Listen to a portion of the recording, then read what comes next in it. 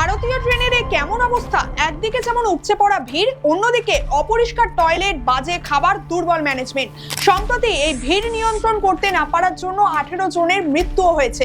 ভারতীয় রেলের এরকম পরিস্থিতির অন্যতম কারণ হলো প্যাসেঞ্জার ট্রেনের বাতিল। তাছাড়াও ভারতীয়দের সিভিক সেন্সের অভাবও দায়ী এই অবস্থার জন্য।